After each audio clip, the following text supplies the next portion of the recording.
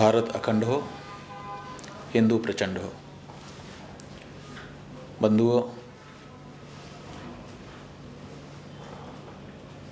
बांग्लादेश में इस समय जो परिस्थिति बनी है और वहाँ पर हमारे हिंदू भाई बहनों के साथ, हमारे बाल बच्चों के साथ जिस तरह का अत्याचार अनाचार हो रहा है और उनकी जो परिस्थिति है, उनको देख करके हृदय बहुत दुखी है। वेदना निरंतर बढ़ती ही चली जा रही है। चिंता चित्त को आच्छादित कर रही है। ऐसे समय में हम सबको क्या करना चाहिए, कर्तव्य क्या है, इसी का विचार मन में आता है। हिंदुओं के सार्वभौम गुरु होने के नाते, विशेष करके आसपास के जो हमारे हिंदू हैं उनके प्रति हृदय की गहरी जुड़ी भावना होने के नाते हमने ये चाहा है कि हमारे देश के राष्ट्रपति महोदय, प्रधानमंत्री जी और हमारी सरकार ऐसे समय में हम हिंदुओं की रक्षा के लिए आगे आए। इसीलिए जैसे ही ये घटना वहाँ पर हुई थी, तख्तापलट हुआ था, उसी दिन हमने एक वक्तव्य वहाँ की सेना के नाम जारी किया था कि आपका ये दायित्व है, आपने निवर्तमान सत्ता से अपने हाथ में सत्ता ली है, आप आगे चल कर के जो भी करेंगे, लेकिन इस समय सबसे ज़रूरी कार्य है कि आप इस बारे में ध्यान रखें कि बांग्लादेश में जो हमारे हिंदू भाई रह रहे हैं, बहनें रह रही हैं, परिवार रह रहे हैं, उनको किसी प्रकार की चोट चपेट न लगे, आँच ना आए। हालांकि वहाँ की जो सेना सरकार थी वो इसमें पूरी तरह से सफल नहीं रही और हम हिंदुओं पर बड़े अत्याचार हुए और अभी भी हो रहे हैं। इसीलिए हमने आज भारत की महामहिम राष्ट्रपति श्रीमती द्रौपदी मुर्मू जी के लिए एक पत्र भेजा है।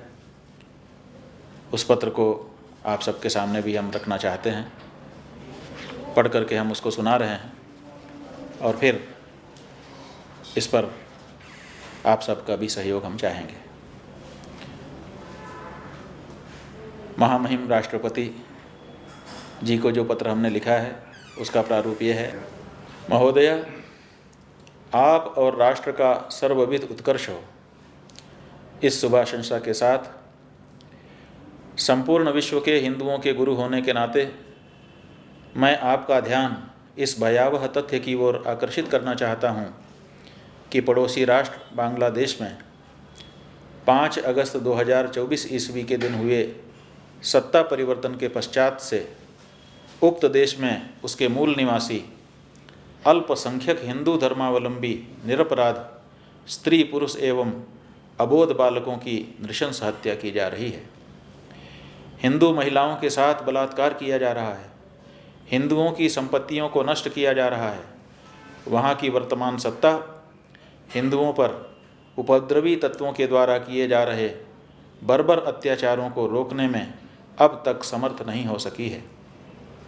यह सर्वविदित तथ्य है कि वर्ष 1947 में भारतवर्ष का विभाजन चरमपंथियों की इसी चिंतन धारा के आधार पर हुआ था कि हिंदुओं तथा मुस्लिमों की धार्मिक मान्यताओं, रूढ़ियों, प्रथाओं, उपासना पद्धतियों, सभ्यताओं, संस्कृतियों, इतिहासों आदि के अंतर के कारण ये दोनों दो पृथक राष्ट्र हैं और इनसे एक राष्ट्र का निर्माण नहीं किया जा सकता है।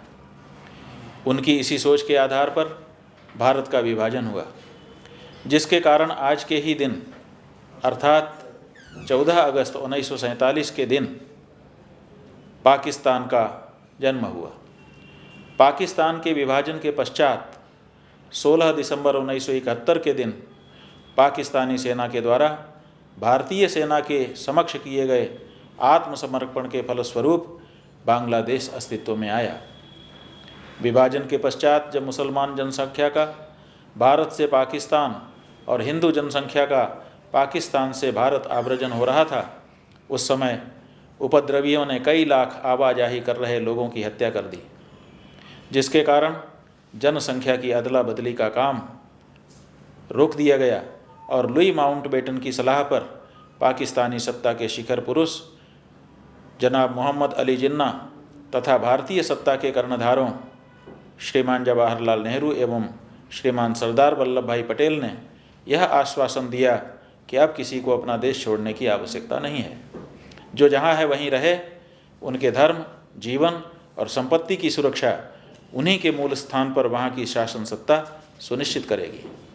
ऐसी स्थिति में बांग्लादेश में रह रहे वहाँ के मूल निवासी हिंदुओं को, जिनके कि पूर्वज विभाजन के पूर्व भारत के ही नागरिक थे, उनकी सुरक्षा सुनिश्चित करवाना या करना हिंदुओं के वोट से अर्जित बहुमत प्राप्त भारत की सरकार की न केवल नैतिक बल्कि वचनबद्धता जन्य जिम्मेदारी भी है।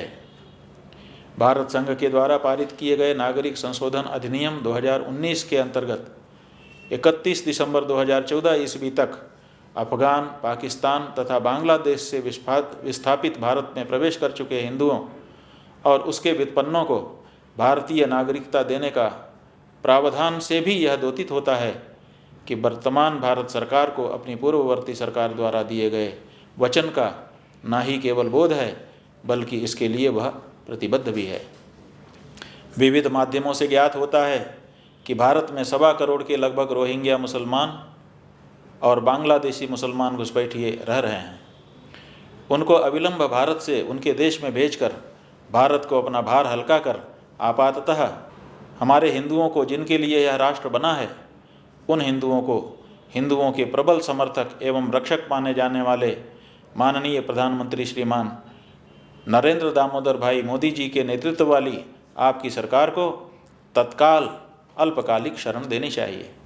पश्चात उनके लिए बांग्लादेश के भीतर उनको सुरक्षित रूप से रहने की स्थायी व्यवस्था हेतु वर्ष 1971 ईस्वी में भारत सरकार द्वारा शरणार्थियों की समस्या के स्थायी समाधान हेतु उठाए गए कदमों की भांति सभी आवश्यक कदम उठाने चाहिए। अतः ऐसी स्थिति में आपसे और आपके माध्यम से माननीय प्रधानमंत्री जी से मेरा यह व्यक्तिगत और समस्त हिंदुओं की ओर से उनके जगत गुरु के रूप में यह साग्रह अनुरोध है कि जब तक बांग्लादेश के अंदर हिंदुओं की सुरक्षा व्यवस्था पूर्ण रूपेण सुनिश्चित नहीं कर ली जाती, तब तक वहाँ से पलायन कर भारत की सीमा पर एकत्रित हुए करुणा की पुकार कर रहे बांग्लादेशी हिंदुओं को भारत में सेना और प्रशासन के नियंत्रण में शरण दी जाए। हम ये वचन देते हैं कि उन शरणार्थी हिंदुओं के भोजन और वस्त्र पर होने वाले व्यय भार का वहन हम हिंदू धर्माचार्य, हमारे धर्मावलंबी और हमारे हिंदू धन कुबेर करेंगे। एतदर्थ हम सरकारी कोष पर भार नहीं आने देंगे। हमारी केवल यही आपसे पुकार है कि हमारे हिंदुओं की रक्षा करें। आपका और राष्ट्र का कल्याण हो। सनातन धर्मावलंबी हिंदू और उनके सभी व्युत्पन्नों का हितैषी अभिमुक्तेश्वरानंद सरस्वती। हमारी ओर से ये पत्र हमने महामहिम राष्ट्रपति जी को भेजा है। जैसा आपने सुना, हमने पत्र में ये जिम्मेदारी लेने के लिए भी वचन दिया है कि अगर आप हिंदू शरणार्थियों को बांग्लादेश से जो आना चाहते हैं भारत में आने देंगे, तो अगर उनके भोजन वस्त्रादि के लिए आर्थिक व्यय भार के कारण ऐसा नहीं कर रहे हैं तो उसके लिए भी मत हिचकिए। उसके लिए हिंदू समाज, हम सब लोग खड़े हो जाएंगे और पूरा करेंगे। हम केवल इतना ही इस पत्र के माध्यम से कहना चाहते हैं कि अगर भारत की भूमि से ये संदेश विश्व में रहने वाले किसी भी कोने के हिंदू को नहीं गया कि हमारी भूमि भारत है, अगर कभी हमको कहीं समस्या हुई तो कम से कम भारत में तो हम जाएंगे तो वहाँ पर दरवाज़ा हमको खुला मिलेगा। अगर ये संदेश हम अपने हिंदुओं को नहीं दे सके तो ये बहुत अच्छा नहीं होगा। इसलिए प्रत्येक हिंदू को इस बात का भरोसा होना चाहिए कि संकट में अगर हम पड़ेंगे, भले हम बाकी दिन कहीं रहें, लेकिन कभी संकट होगा तो भारत हम जाएंगे। वो हमारी भूमि है और वहाँ हमको आश्रय जरूर मिलेगा। इतना विश्वास तो कम से कम विश्व में रहने वाले प्रत्येक हिंदू को भारत की सरकार को देना ही चाहिए। इसलिए तत्काल इस पर कदम उठाए जाने की आवश्यकता है। हम चाहेंगे कि इस पर तत्काल कोई न कोई निर्णय भारत की सरकार ले और उससे हमको अवगत कराए। नारायण।